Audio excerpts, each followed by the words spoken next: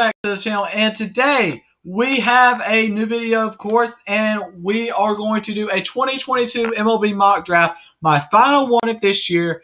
And of course, there are some great players in this draft. We have the story this year is kind of the hurt college arms and the sons of former MLB All-Stars such as Jackson Holliday with Matt Holliday, Druw Jones with Andruw Jones, and many more. And yeah, let's go ahead and get into this video. Make sure you drop a like on it and subscribe. I put a lot of time into this video, so make sure you drop a like on it and subscribe. It would be highly appreciated. So you see the layout that we've got here is we've got my best players available on the board. You can disagree, you can agree, it doesn't matter, whatever. But for the Baltimore Orioles here at number 1, it seems like it's going to be a high school guy. It's just a matter of who. It seems like it's going to be a high school guy, and it's going to be either Holliday, Jones, or Green. And it kind of seems like if you're going to draft an outfielder, it's going to be Druw Jones. And that's going to be a third straight year of drafting an outfielder. But I think that the Baltimore Orioles here, simply the consensus is they're going to go for the best player available, like they did in 2019 with Adley Rutschman when they had the first overall pick. I wouldn't rule a college guy out here. I think that it would be a reach to take a college guy here. But you never know with the Baltimore Orioles. They have made some crazy picks in the past. But with the first overall selection in the 2022 Major League Baseball Draft, the Baltimore Orioles select Druw Jones, outfielder from Wesleyan in Georgia. I just can't see a world where the Baltimore Orioles don't take Druw Jones. He's the best defender in this class, along with a bat that's pretty solid right now, but is going to develop even better when he gets bigger and his power's better. He's going to be a really good hitter in the major leagues and is the best defender in this class and has the potential to be the best bat in this class. The Baltimore Orioles at number 1 get a big W of a pick with Druw Jones. This will be the third straight year of selecting an outfielder after Heston Kjerstad with the second overall pick in 2020. And with the 5th overall pick, they selected Colton Cowser last year. And, you know, Druw Jones, he's gonna be their center fielder of the future. This guy, you know, if I'm comparing him to somebody, he's either Andruw Jones, of course, who is his dad, or Mike Trout.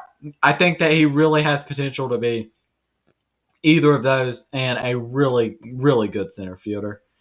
Next up, with the 2nd overall selection, the Arizona Diamondbacks have their choice of some pretty good prep players here.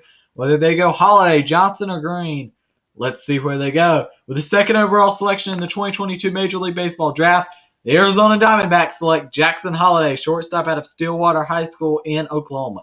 He's personally my best player in the class. I think that he showed at Stillwater High School how good of a hitter he is. The way he hit with a 680 average, with 17 home runs and 79 RBIs in just 40 games. If that's not jaw-dropping to you, I just don't know what is. Jackson Holliday was awesome this year, and he just looked like a totally different player out there. He had more muscle, everything, and it seemed like he had just totally changed, and he's the son of Matt Holliday, and I think that he's going to be a really good player. He was breaking records across all of high school baseball and did win Gatorade National Baseball Player of the Year. With the 3rd overall selection in the 2022 Major League Baseball Draft, the Texas Rangers select Elijah Green, outfielder out of IMG Academy in Florida. I think that Elijah Green's the pick here. You know, Druw Jones is the pick if he gets past the Diamondbacks and the Orioles, which I highly doubt happens. But Elijah Green is the pick here at number 3. This is a team that doesn't have a lot of great outfield depth. They have selected 2 straight outfielders with 2nd-round picks. And Elijah Green is the biggest boomer-bust player in this draft. It's simple. He's the biggest boomer-bust player there is in this draft. And the Rangers are willing to take a bit of risk. And they've made some interesting decisions in the past. You know, Leiter last year has not turned out to be worth a crap at all this year. He's got over a 6 ERA in AA after dumbly assigning him to there.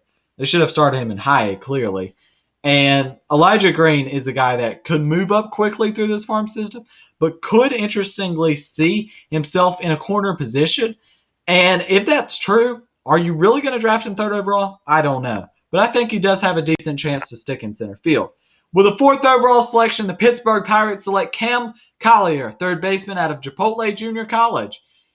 Collier, I think, is kind of starting to get hyped to be the pick of the Pittsburgh Pirates here. It's been said that they are going to select a college bat, whether that's Collier, PARADA, or Lee, or maybe Jace Young could be a possibility too, or Jacob Berry. One of those is going to be the pick here, it seems like. And Cam Collier is a guy that's, just continued to test himself and stuff. I mean, he went to the draft combine. He's going everywhere, and he really has a love for the game, and he's only 17 years old. And he was in the 2023 class and was possibly the top prospect in that class, but of course reclassified to 2022, and you're getting him at 17 years old where he's already played in junior college, which kind of feels like the minor leagues to many.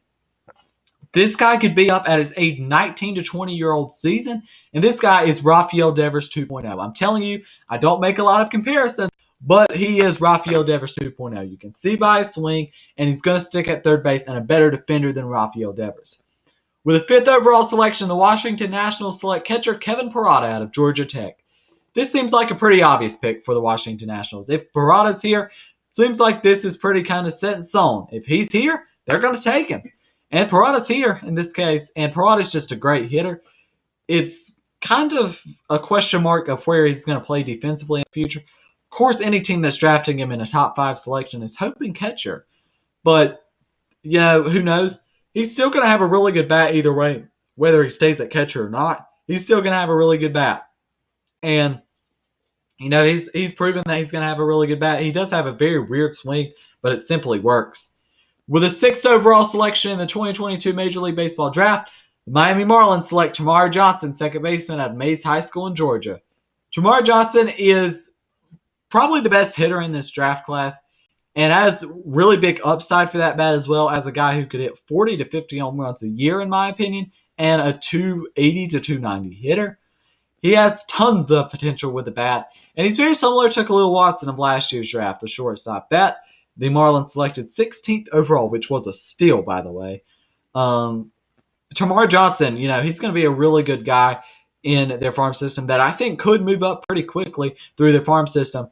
And, he's going to go here, and I just don't see him falling past 6. I think if he's at 6, the Miami Marlins will easily scoop him up. Seems like he's going to stick at 2nd probably for his Major League career. With the 7th overall selection, the Chicago Cubs select Brooks Lee, shortstop out of Cal Poly. This kind of seems pretty obvious that the Cubs are going to look for college hitting here, and they have their good choice of guys here, whether it's Lee, NETO, Young, Berry. Collier might be available here in real life. But Brooks Lee here falling to 7 is a big steal for the Cubs. They drafted a shortstop in Ed Howard in 2020, but he has been absolutely garbage. Just a bit of hot garbage in the minor leagues. He's been horrible.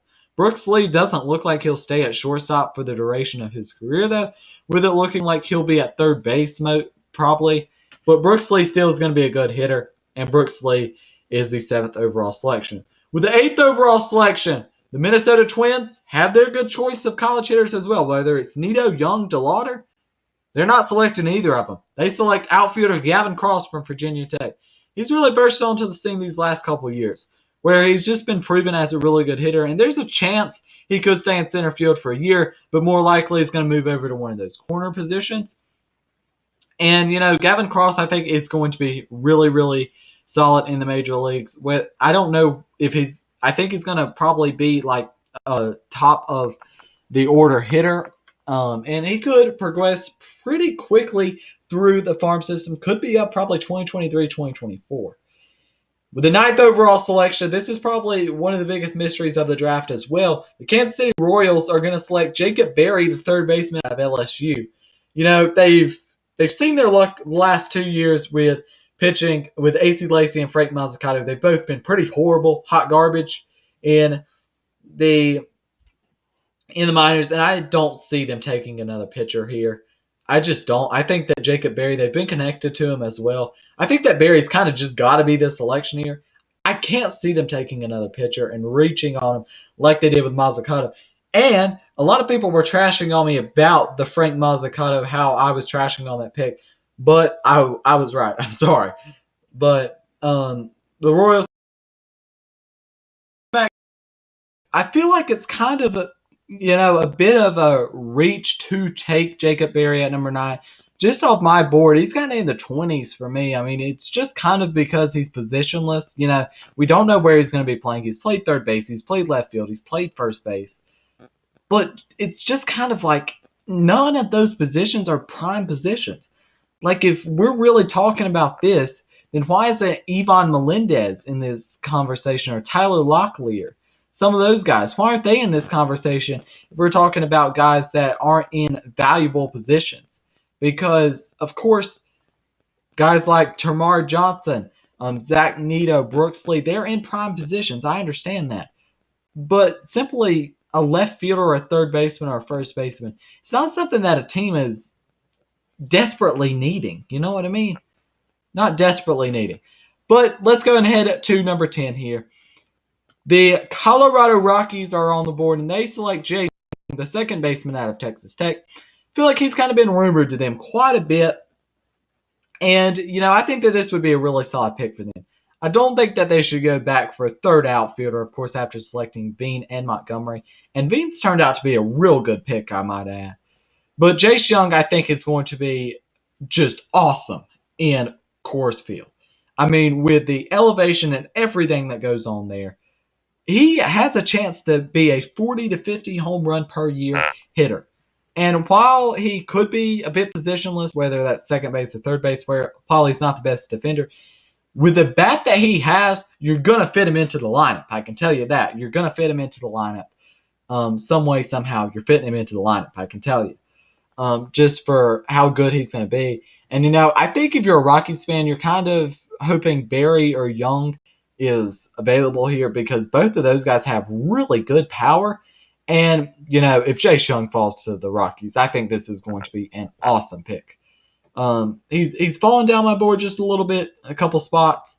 But, originally when I made my first big board, he was at number 5. And I think that he has the talent and could be, just a little bit of help could really do him a lot of good. Maybe make him a little better defensively. But, yeah, that's what I think about the Rockies selecting. The New York Mets select Brock Porter, the first pitcher off the board, starting pitcher out of St. Lake Mary's High School in Michigan. Yeah, he's the best pitcher in this draft. Of course, a lot of guys have kind of had to go down for him to be the number 1 pitcher, but he still, has stuff that could be decent in the major leagues right now. I'm saying, like, velocity-wise, he has similar to major league stuff. And he played on one of the best high school teams there is. The only really concern with me about Brock Porter is you're throwing 100 against high school guys. Like, they're most likely not going to be able to hit that. You know what I mean? But, I think that Brock Porter is going to be pretty solid. And the Mets need lower-end talent. He is the best pitcher in this draft. And it kind of seems by far after all the injuries that have happened to the pitchers. But, yeah, let's go ahead and move on to number 12 for the Detroit Tigers are on the board. And they've still got their good choice of college hitters here. They've got NETO, DeLauder, or SUSAC all available. With the 12th overall selection, the Detroit Tigers select catcher Daniel SUSAC out of Arizona. Daniel SUSAC is the second best catcher, of course, behind Kevin PARADA in this draft. But Daniel SUSAC is a really good hitter, but also has some concerns in the field. Even though he might be a better fielder than Kevin PARADA, SUSAC just cannot keep up with the bat. And he's still got a really good bat, I'll say. But PARADA just is miles better than Daniel SUSAC. But at number 12, this is pretty good value for the Detroit Tigers. And I would kind of be surprised to see SUSAC at number 12 in real life with the way and how high catchers usually go. I could see him going as high as number 8 to the Minnesota Twins. With the 13th overall selection, is the Angels run with pitchers? Are they going to keep it another year of pitchers again after selecting all pitchers last year? Let's see. With the 13th overall pick, the Los Angeles Angels select Zach Neto, shortstop out of Campbell. I think if Zach Neto's here at number 13, there's no way you pass up on him. Neto's just that good. He absolutely raked at Campbell. And even though the competition may have not been the best, he simply was really, really good when he was there. And from his first year to his third year, he was really good the whole time. And NETO, there's no reason to not take him here. He's going to stick at shortstop, and he's going to be a really good bat in their farm system. And the Angels need help in their farm system. And simply at number 13, you got to take the best player available. And they need some farm system help because a lot of their guys are kind of up towards the top. Even though NETO probably would be up pretty quickly, I think that NETO's the pick. With the 14th overall selection, the New York Mets select Justin Crawford, outfielder from Bishop Gorman High School in Nevada. Of course, the son of Carl Crawford. Justin Crawford is very raw, and he has some good speed, of course, but he kind of projects as a leadoff hitter right now with very little power, who's going to hit for high average, have speed, and kind of be a Billy Hamilton, Roman Quinn type player. He's not great right now. His power has not been close to develop. But the New York Mets do kind of like these guys that, you know, are very athletic, but really haven't come into their own yet. And they have a lot of talent up towards the top. And with getting Crawford and Porter with these picks, I think that that's good to kind of start building maybe some of your farm system down lower, because Crawford probably starts at like A-ball along with Porter and A-ball probably too. With the 15th overall selection, the San Diego Padres, of course, have the big history of selecting high school players. They really like the upside of those players. And they're going to go back another this year with right-hander Dylan LESKO out of Buford High School in Georgia. Of course, Georgia has a lot of good prep players this year. And Dylan LESKO was in the conversation to go number 1, of course, before he got Tommy John surgery. The story for many pitchers in this draft. You know, he had Tommy John surgery, and hopefully LESKO can come back the same, where he was throwing 97, 98, 99 with his fastball and had a really good fastball. Looked kind of Michael Kopech's to me, and, you know, I think he's going to be really good. Of course, he was in that debate to go number 1 overall before the injury. With the 16th overall selection, the Cleveland Guardians select Gabriel Hughes, starting pitcher out of Gonzaga. He's been one of those players that has risen up boards with the injuries of the college pitchers, and Gabriel Hughes, I think, would be a really good pick for the Guardians. You know, they seem to like kind of these guys like Gavin Williams. They really developed him into a really good player. They like these college pitchers that, you know, were really good in college, and, you know, I think they get another one here. I just really can't see them not going a college arm here, especially with Herjerpe available as well and Blade Tidwell available. I just can't see them passing up on that.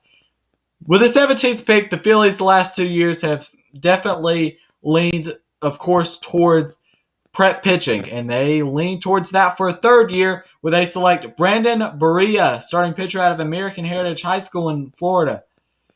You know, Brandon Barria just kind of stopped in the middle of the season, said that he was going to prepare for the MLB draft.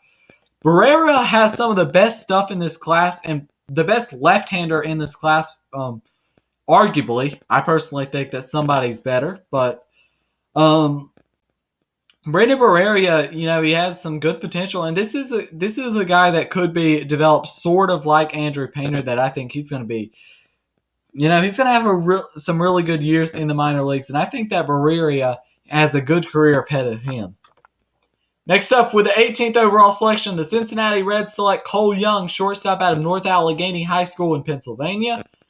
Cole Young, you know, I'm not the biggest fan of this guy. I think that he's more of a compensation to second-round talent, but a lot of people think more highly, and the Reds need a shortstop very badly in their farm system. I think if Neto falls here, and I doubt he will, he's got to be the pick here. He's got to be.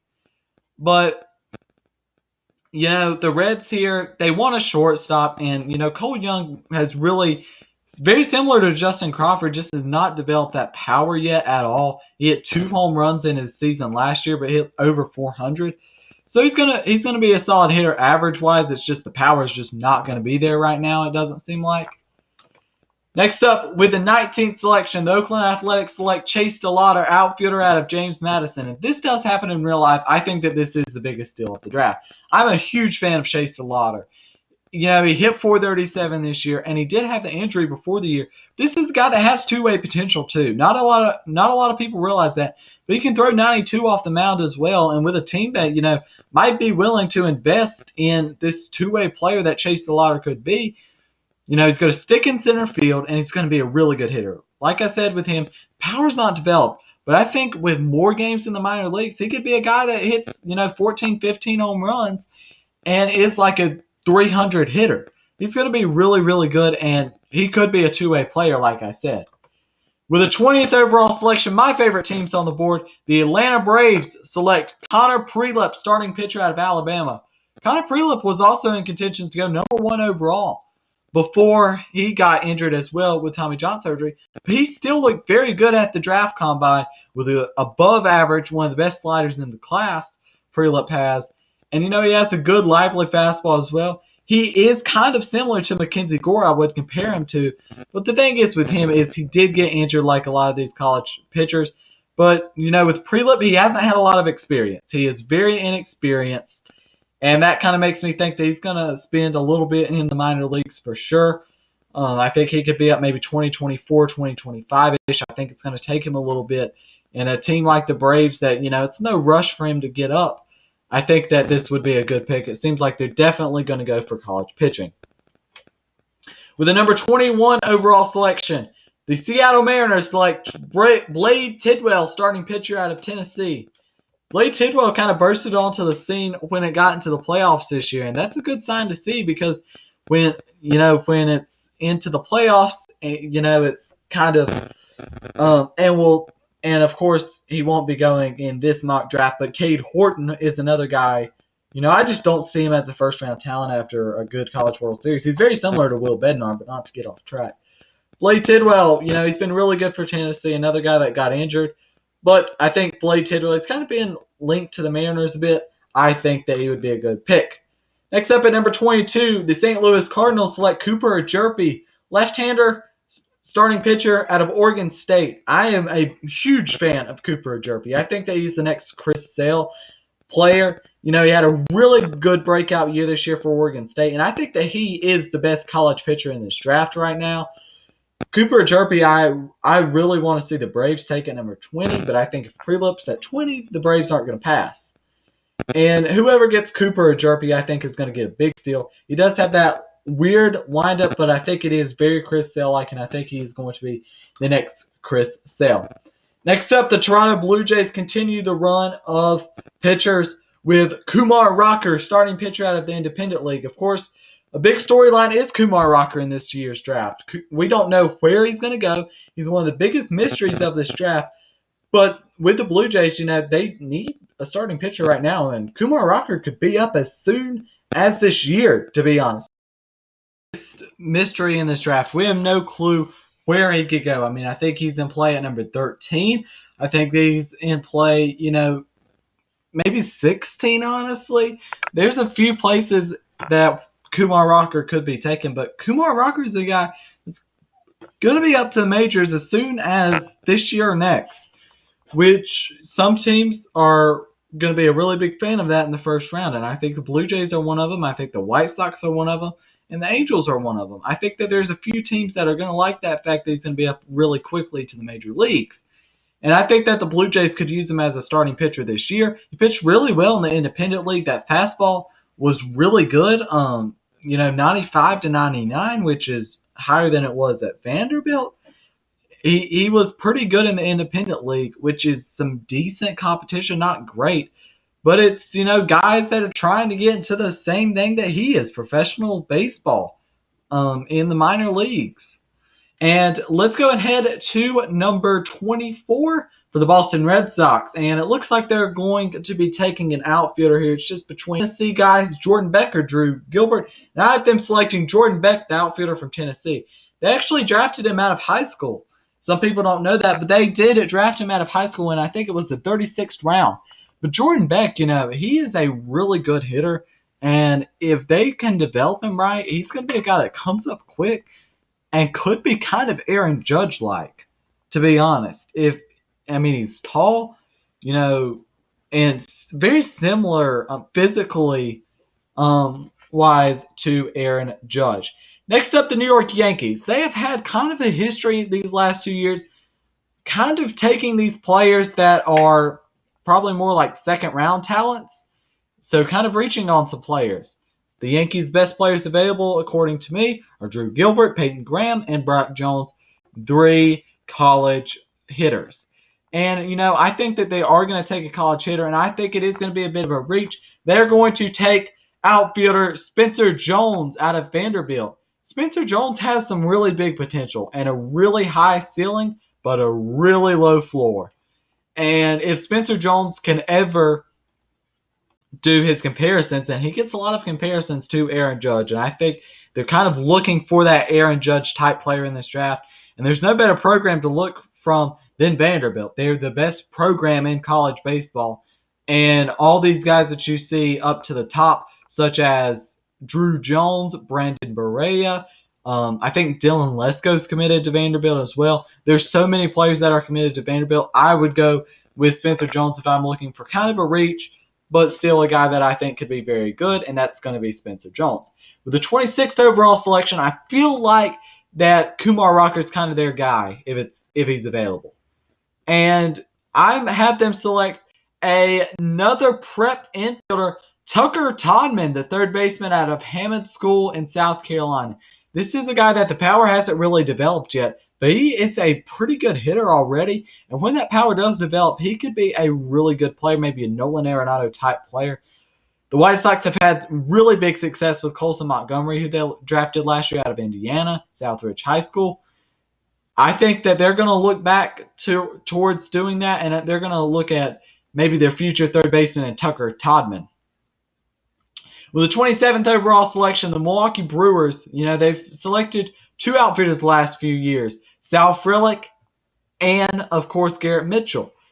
They go with a third straight outfielder, Drew Gilbert, the outfielder from Tennessee. I think if Gilbert's here at number 28, it's kind of just a situation where you can't pass him up.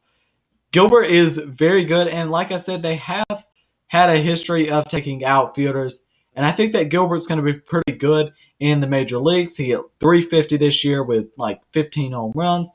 Pretty good year from him, and I think that Drew Gilbert's the pick at number 28 for the Milwaukee Brewers. I think that this is a really good value pick, to be honest. I could see him going early 20s or maybe even late in the 10 to 20 range. Next up, the Houston Astros have a first round pick finally for the first time in I think it's 2 or 3 years. So they want to make it worth it here. And with this, they're going best player available. The Houston Astros select Jet Williams, shortstop out of Rockwell Heath High School in Texas. They go with a local guy here too. It doesn't really matter about the positioning or whatever here. I think it's just whoever they think is the best player available is probably who they're going with. They don't have a lot of spending money to spend on this draft. Jet Williams maybe could go a little bit under slot here, but Williams is projected by some people to go in like the like I've seen 15 to the Padres, 16 to the Guardians. I've seen something like that. And Williams here at 28 would be a really good steal. And the Astros need whatever they can get in their farm system right now. Their farm system is horrible. And Jet Williams would be a good little boost to their farm system. Next up is the Tampa Bay Rays. They seem to do something a bit crazy every year, kind of reach on some players. I could see somebody like Noah Schultz going here, and if Noah Schultz goes here, they are going to really have a good player. I could see Ferris going here, but I don't really think that's going to be the case. With the 29th overall selection, the Tampa Bay Rays select outfielder Brock Jones from Stanford. Brock Jones was in the contention to go top 10, and he's the best player available here simply. Even though I do have Peyton Graham higher on my board, I think that Brock Jones is probably the best fit for the Rays. And the Rays always are either going to go for shortstop, center field, or a pitcher. They're going to go for, talent like that. And, they've made Carson Williams to be a really good player this year. Of course, he is striking out quite a bit, but still really good. And I think that's going to be a really good value pick for the Tampa Bay Rays. And at number 30, The San Francisco Giants select Jackson Ferris, left-hander out of IMG Academy in Florida, coming from the same school as Elijah Green, of course, who went earlier in this draft. But Jackson Ferris is a guy that has some potential to be pretty good. He is similar to Mackenzie Gore as well, with that kind of weird left-handed release of his, but still he is very good. And the Giants have a history of developing pitchers very well. I wouldn't be surprised to see somebody like a Cade Horton if he's still on the board here, because they were a really big fan of Will Bednar last year, and it's kind of the similar thing there. But yeah, I think that Jackson Ferris is number 30 overall. And that's going to be the end of this mock draft. If you enjoyed this mock draft, make sure you drop a like on it, subscribe to the channel, and turn notifications. This video, of course, takes a lot of time to try to scout these draft prospects as best as we possibly can, and like that. So make sure